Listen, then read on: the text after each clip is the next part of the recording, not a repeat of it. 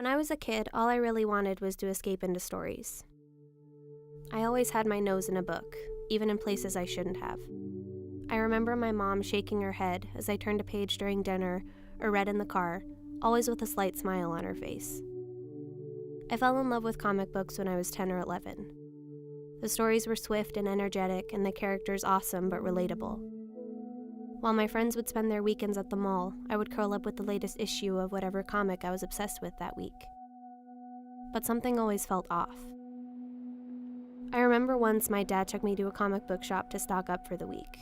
I was still pretty new to this world.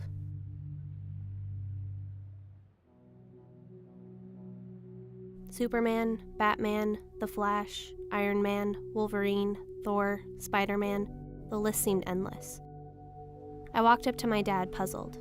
"Dad, where are the real comics?" "Real comics?" he replied. "What do you mean?" "These comics can't be the real comics. Wonder Woman, Harley Quinn, look at them, that's not them. Harley Quinn wears more clothes than that, and that can't be Wonder Woman. She's supposed to be a hero." Still confused, he told me that those are the real comics. I made my way back to the shelves. I felt hurt and angry, but couldn't really figure out why. I left one of my favorite places empty-handed. I was looking for a comic book I saw myself in, and couldn't find one. I'm still looking. As a woman, and as somebody from an African country, when I walk into comic book stores, I feel like I've entered a boys' club. I really do. And the place would usually stink to high heaven, be full of dust, be overcrowded with a whole lot of tchotchkes and boobs, boobs, boobs, boobs. A lot of the pictures that are drawn of women seem to show them like kind of bending over so that their ass is in the air, or like always clothed in as little as possible. And they have these like bionic porn star bodies that are so freaky. Zana is set in a future South Africa in which Nelson Mandela has been executed instead of becoming president, as he did in reality. In this world, apartheid has taken over the whole of Africa. So it's about having a way to look at apartheid, which does still exist in very many social and economic ways, through the lens of a futuristic fantasy. Most of the comic book covers had like girls with like giant tits and a big ass and like a Brokeback pose. Like the Brokeback pose is the unrealistic pose where a girl doesn't have a spine, where you see her tit and her ass. Not only are most of the customers guys, but when you look at the books, you kind of see why. As a woman, I was just kind of like, I'm not really into this kind of stuff, you know, so I didn't really feel like there was room for me in that community. I, as a kid, I read comics, I read Betty and Veronica and Archie, but I wasn't super into them because they weren't accessible to me. In order to connect to a story, right, you have to identify to someone in it. And for me, I'm a blonde girl, so I saw Betty and I was like, oh, she looks like me. Like, what's up with that? As opposed to these superheroes and these boys that I didn't identify with. It's sort of a dystopian take on what happens if you have kind of thug capitalism on one hand and run amok totalitarian socialism on the other, in this sort of futuristic world where the only thing that these two communities have in common is there's this plague that comes around. The protagonist is a woman who had been a kick-ass detective in the collective, which is the socialist world. And when she gets the plague, she realizes her chances of survival are pretty low if she sticks around. So she decides she's going to make the dangerous journey into the loop, which is the thug capitalist world, and hope that she can barter with one of the kind of crime bosses there to figure out how to survive. It kind of comes down to, stop embarrassing me. A lot of your characters, the girls are really stupid, and I'm not stupid, and I would like to have somebody I admire in the stories. Nearly 47% of comic book fans are women, yet we only make up 1 in 4 comic book characters. 82% of Marvel and DC comic book writers are male. Overall, behind the scenes, men outnumber women 9 to 1. Nearly 79% of people working in comics are white. I've read so many stories of female comic book creators being threatened, harassed, and shamed for daring to share their voice and create new heroines. I'm tired. So many of my fellow comic book fans are tired. I don't know what it feels like to be taken seriously, not fully, in this world that I love. But then a voice in my head reminds me that just because they ignore us, it doesn't make us disappear. It's a reimagining of Peter Pan from a teenage Wendy's perspective, and it's her journal.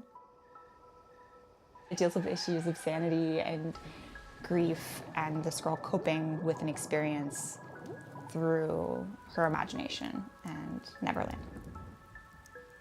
Dana is, as a character, is kind of a pain in the ass. She's a teenager, and she's a rebel, and she makes mistakes because she wants to get her way.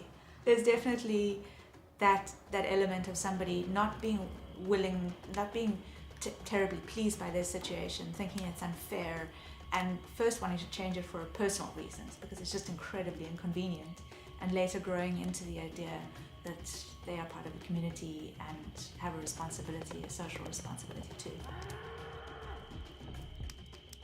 I love the idea of a kick-ass female heroine. I feel like you just don't see enough of those, and I was always craving those when I was young, and so I wanted to kind of take somebody who felt real and had dealt with some real struggles, but who kind of found a way to rise above it, and along the way learned that life was sort of more than just survival and sort of rediscovered her humanity in the process. Just as a girl, as a woman, that I think we need more stories where the girl is the hero. She's not trying to, get some sort of romantic relationship. She's not being saved by someone else. Her superpowers aren't that she's kicking ass. I mean, she can kick ass, that's cool, but that her power is her, and that it's okay to feel things. And that's actually what makes you stronger. I will say that the thing that's been really, really cool is I've only gotten to go to like one convention and a few stores, but seeing the young girls and having them like the book, and then also just starting a conversation. Like, I don't care if they get it or they don't get it, or I think that hopefully it works on different levels with all the grief stuff. But them, just me saying like, oh, so do you like to make things too? And they're like, yeah, I like to draw, and like telling me about what they like to draw, what they like to make, and that they can have a voice too. We still have the giant pneumatically enhanced Uber Boob character running around, but we also have characters that are so specific and so unusual and so interesting. Ms. Marvel.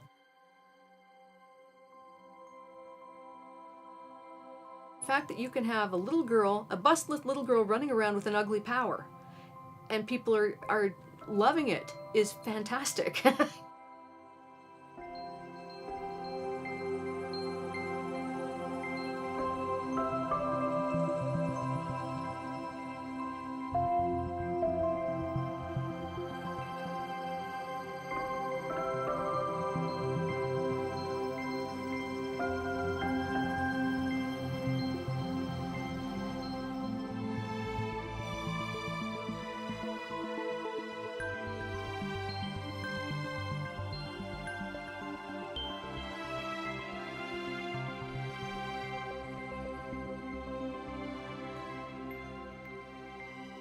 If I ever have daughters, I'm excited to share these stories with them, to affirm their boundless capability, to show them just how powerful and valuable their stories are, to let them know they don't come in second, not on the comic books they read or anywhere else. The comic book industry is finally listening, so keep talking, yelling, screaming, whatever it takes to make your voice heard. But most importantly, keep reading. Because we're not going anywhere. I'm here to stay.